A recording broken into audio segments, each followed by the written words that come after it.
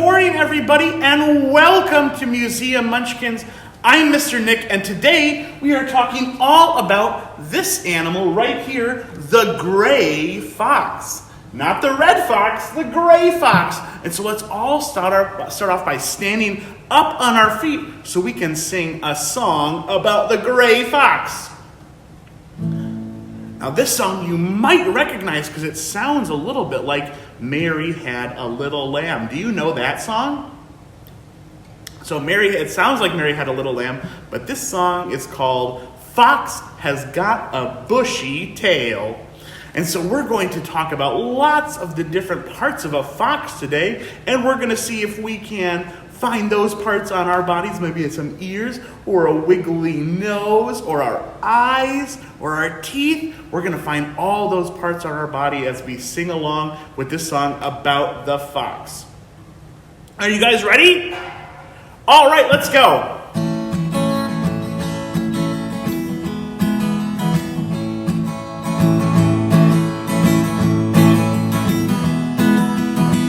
So first up, we've got a big bushy tail. Can you use your hand and make a big bushy tail with your hand?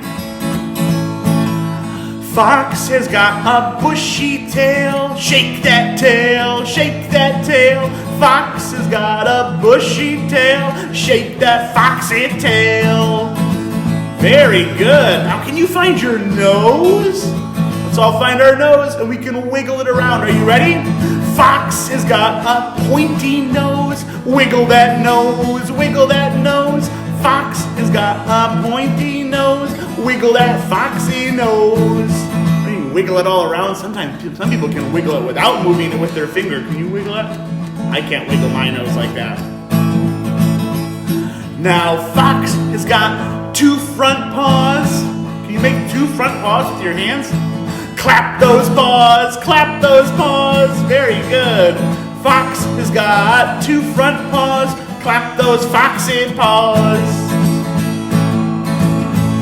Now they've got two pointy ears. Can we make two big, long, pointy ears on the top of our head with our hands like this?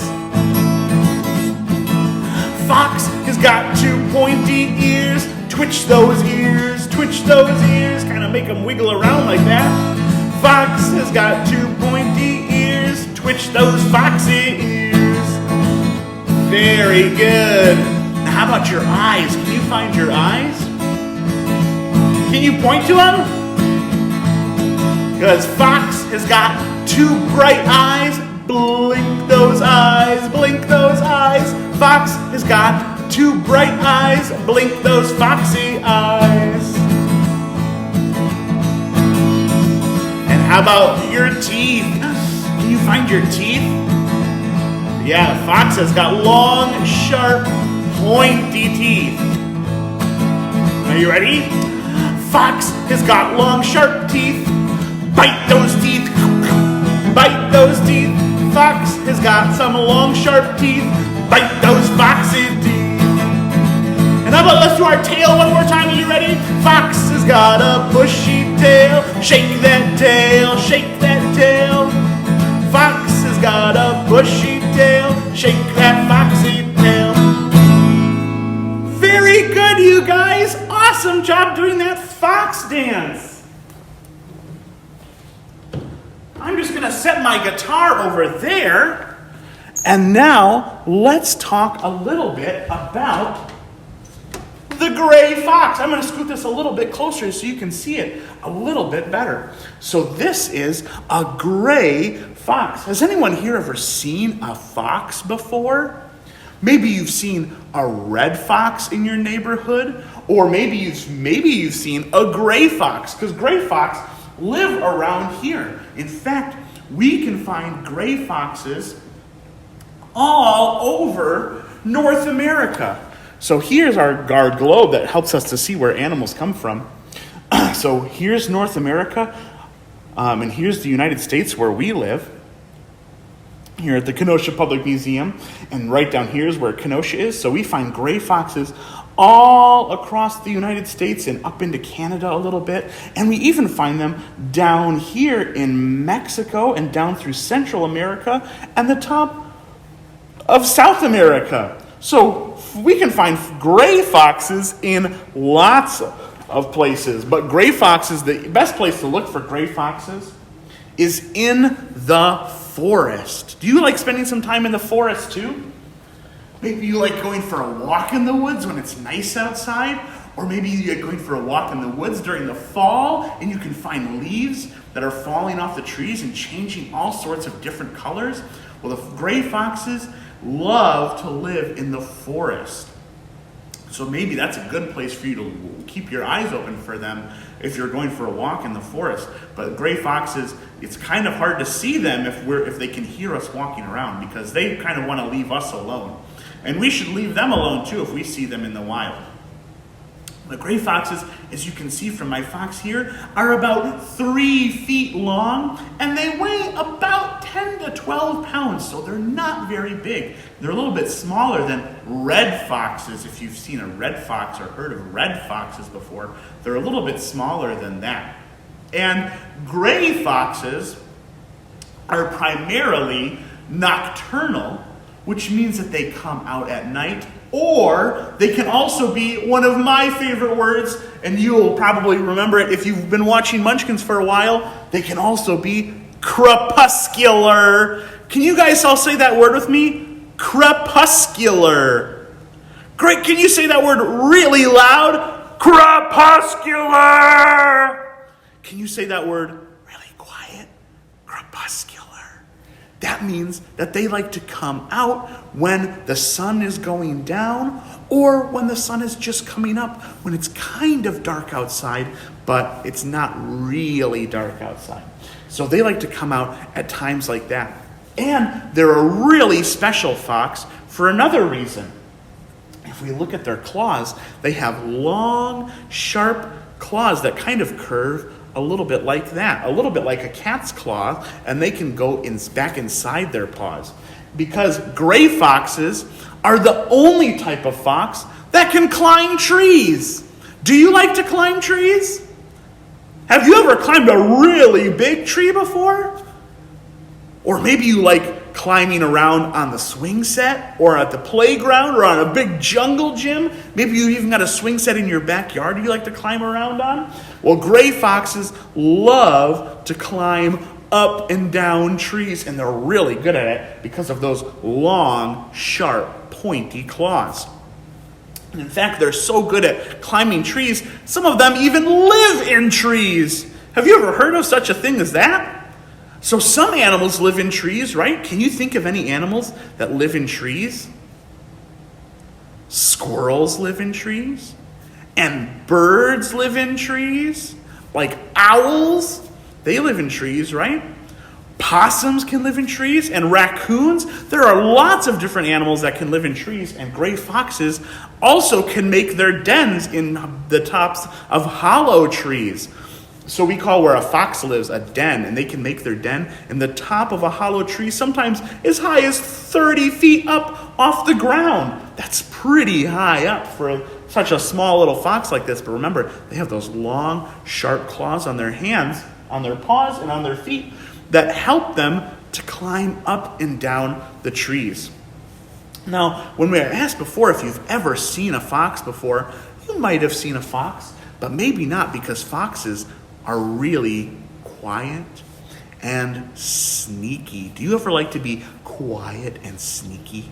Maybe when you're playing hide and seek, or you're playing a game around your house, you could be quiet and sneaky. Or maybe you have a little brother or sister at home, and sometimes you have to be quiet while they're taking a nap. Well, foxes are really good at being quiet and sneaky, and they have to be because they hunt other animals for their food. Gray foxes are omnivores. That's a really big word. Can you try saying that word too? That's 2 big words we've got today. Omnivore. That means they like to eat meat and plants. So gray foxes really love to eat bugs and rodents like mice and squirrels. They like to eat rabbits and little birds that they can catch. But they also like to eat fruits and vegetables, berries and things that they find in their environment, and they like to eat leaves sometimes too. So gray foxes eat a really good balanced diet of meat and plants. And they have to be really sneaky to do that. And since foxes are so sneaky, I brought a really fun book for us to read today called One Fox by Kate Reed. And this is a book about a sneaky little fox. It's about a red fox, not a gray fox, but it's still about a sneaky little fox. Let's give it a read, shall we? So this book is called One Fox, a counting book thriller. A thriller is a type of book that is kind of suspenseful and you're not quite sure what's going to happen. One famished fox. That fox is pretty hungry.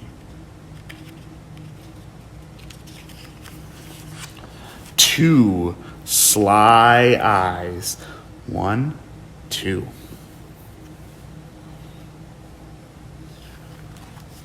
3 plump hens.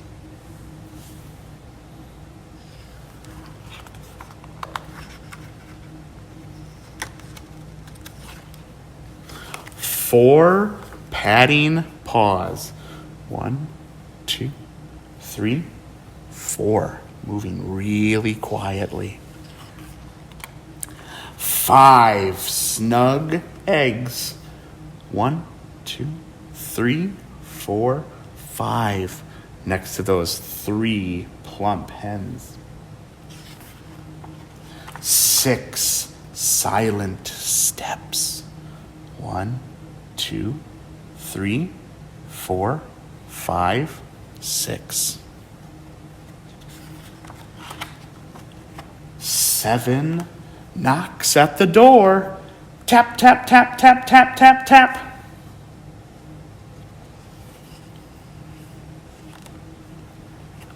8 beady eyes. 1, 2, 3, 4, 5, 6, 7, 8. Oh no, and some sharp teeth. What do you think's gonna happen? 9 flying feathers. 1, 2, 3, 4, 5, 6, 7, 8, 9. 10 sharp teeth. 1, 2, 3, 4, 5, 6, 7, 8, 9, 10. Whoa! Look at all those chickens.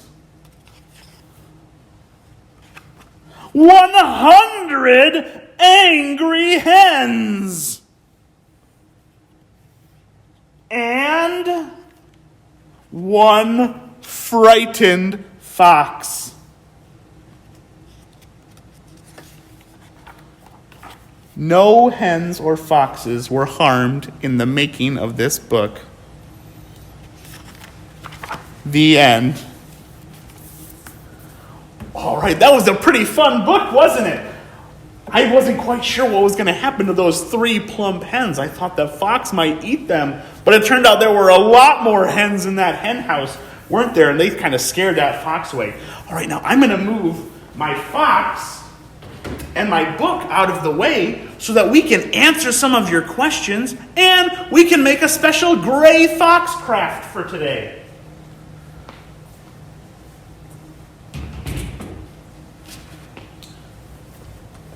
So I know you've been sending in some questions while we've been talking about gray foxes and reading our book.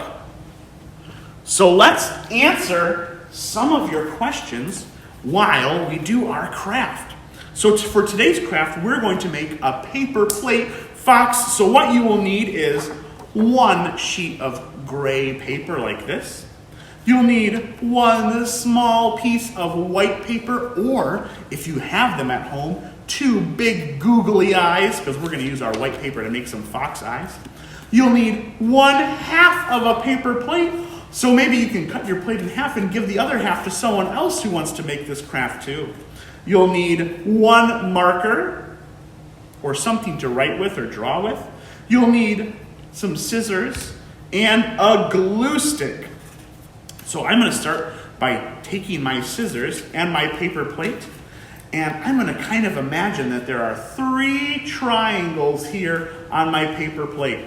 And I'm going to cut one of those triangles out. Just like this, like I'm cutting out a piece of pie off a big pie. See, now I've got this piece, and look at it, it looks like there's two more triangles in that piece of my plate. So I've got one triangle like this, and then I've got two more of them like that. And if you need to draw those 3 triangles on your paper plate, that's just fine. You can do that too. So I've got my 2 pieces of my paper plate now. And next, I'm just going to set those aside. I'm going to need my gray construction paper. And I'm going to draw some ears. I'm going to draw 2 ears. I'm going to draw 4 paws. And I'm going to draw 1 big bushy gray tail. And while I do, let's answer some questions. So Allie wants to know, if I miss wearing my hat today. I've been wearing my hat because of everything that's going on right now, right? I can't go get my hair cut. So sometimes my hat or my hair looks okay. I think it does today. Does my hair look okay today? But sometimes when I wake up in the morning, my hair just looks crazy. Do you ever wake up and your hair just looks crazy? So on days when my hair looks crazy, I just put a hat on sometimes. All right, so I've got my 1 big bushy gray foxtail. Now let's draw 2 ears. And Noelle wants to know why my fox is red and not gray. That is a very good question. So, gray foxes, even though they're called gray foxes, sometimes they're really gray, and sometimes they're only a little bit gray. In fact, let's get my fox again. So if we look at this fox, he does have some red on his face and on his arms and kind of mixed in with his belly and the other fur. But look at all this darker fur on the top of his body and down his arms and up on his tail. So gray foxes have a lot darker fur on their bodies, covering the rest of their bodies, than a red fox. If it was a red fox, then all of the fur on its body would be kind of that red color, except for some white on like its feet and its paws and its belly and its tail, and then it would have some black on its feet too. But gray foxes are they look a little bit more like they have the same color as squirrels a little bit, where they have gray and black fur mixed with a little bit of red. So even though my fox looks like there's a lot more red on it, it's still a gray fox. That's a good question though. And sometimes we find animals that have names like that, whether we say brown bears or black bears. Have you ever heard of a black bear before? Did you know that there are black bears who are blonde or black bears who have brown hair?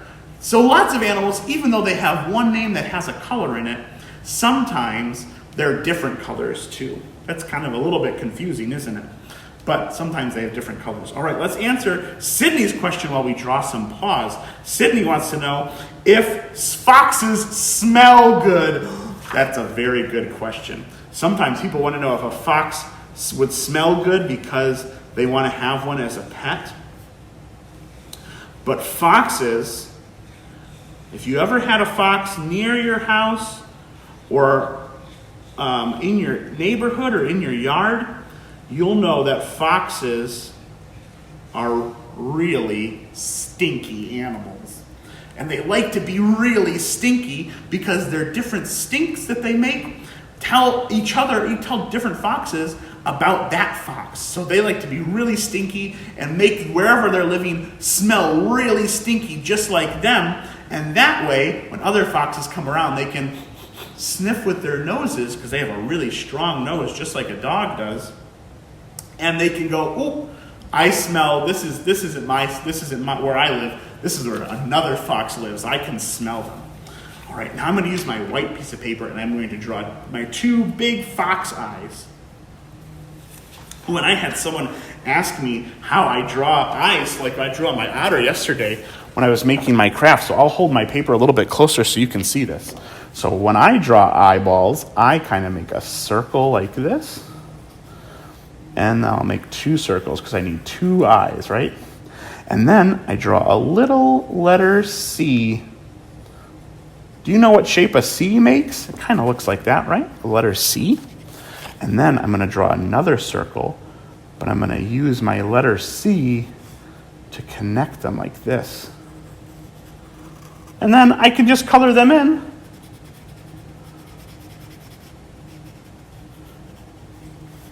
And then they look like they're big, bright, shiny fox eyes.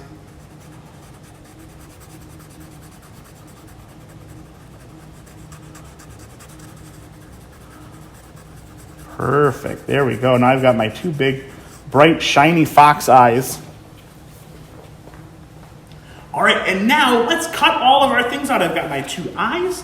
I've got my tail and my ears and my paws. Let's cut everything out so we can put our fox together. And while we do that, let's answer Aiden's question. Aiden would like to know, what is a fox's favorite food, and do they have strong bones? Ooh, a double question. Good thing I have so much stuff to cut out. We can answer both those questions. So foxes, I don't know if a fox has a favorite food. So sometimes when we talk about favorite things, those are things that we really, really like, right? It's our best thing in the world that we like of that thing. So you might have a favorite food, but foxes usually just like to eat whatever they can find in their environment. So because a favorite food is a thing that's really personal to one thing, like you might have a favorite food, but maybe your mom has a different favorite food, or your dad has a different favorite food. Everyone's different. Every fox is probably different too, and maybe there are some foxes who really like to eat mice. And there are some foxes who really like to eat rabbits. Or some foxes who really like to eat eggs. And those are their favorite foods. But it would be different for every fox, just like it's different for each of us. I'm just going to cut out this square that my paws are on, make it a little bit easier for me to cut them out. And do they have strong bones? Well, they've got pretty strong bones. They don't have bones that are so strong that they can't break, so they can break their bones just like we can break their bone, or break our bones.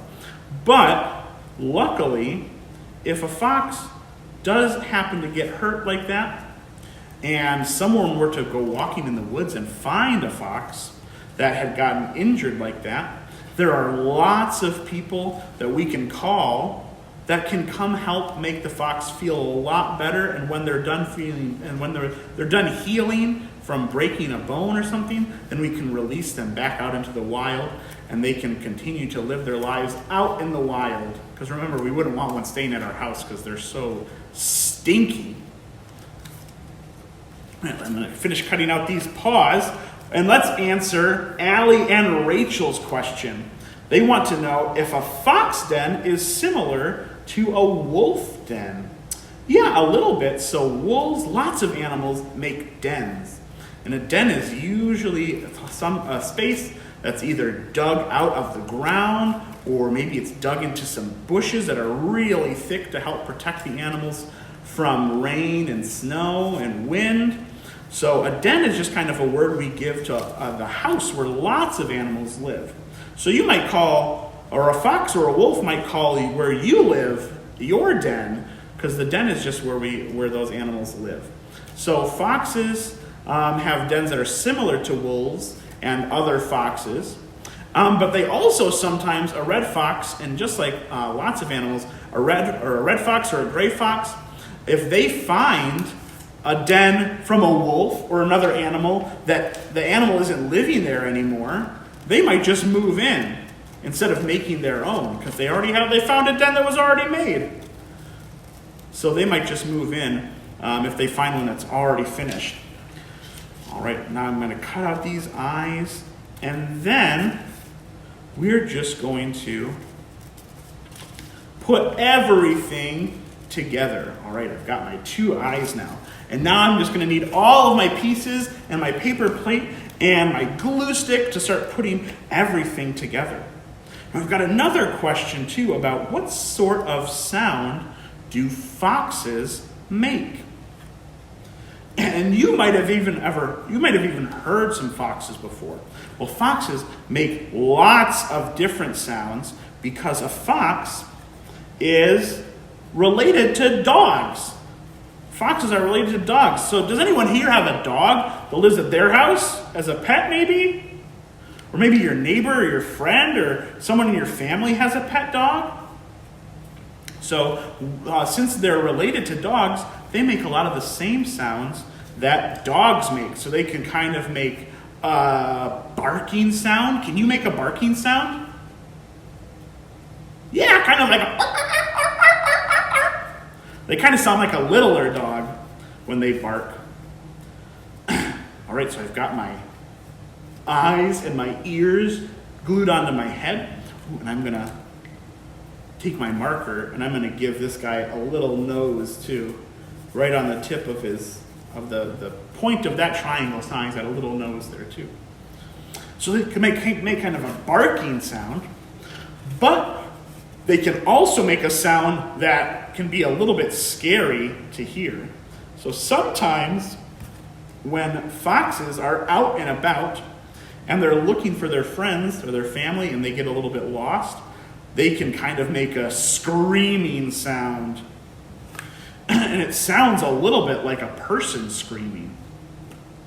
So if you've ever been in your bed at night and heard someone, maybe it sounds like there's someone near your house kind of going, ah! That might be a fox that's just looking for its friends because they kind of make a screaming sound. But they only make that screaming sound when they're really lost or when they're in trouble. Remember, foxes, because they have to hunt other animals, are usually really, really quiet. All right, I've almost got my whole fox put together here. I'm going to finish gluing my tail onto my body, just like this. So I've got my paws and my tail glued onto my paper plate now. And now I just need to put some glue on the back of my fox's head, like this. And I'm going to stick it right here on the corner so we get our nice little gray fox. Perfect. What do you think? So you can make your own little paper plate gray fox at your house too if you've got the supplies there. And we're going to have the instructions on how to make this up on our Facebook and on our website. As soon as Munchkins is all finished, you guys can check that out on our website if you need to look at the instructions again or you want to follow along with the instructions again on how to make your gray fox. And if you wanted to, mine's kind of more of a white fox, isn't it, right now? But I could take some crayons and some markers and color them in like that then too, so it's more gray, or even so it has some of that red color, like Noelle noticed that there was some red color on our gray fox too, so we could add all those different colors to our foxes as soon as they're all put together like this. That sounds like a lot of fun. And we're so excited that you guys have been joining us for Munchkins. Next week, we're going to be learning all about African lions. Some really, really big cats. So we're going from a little tiny relative of dogs to a really, really big type of cat. And I hope you guys can join us next week too. Thanks for joining us today, and we'll see you next time.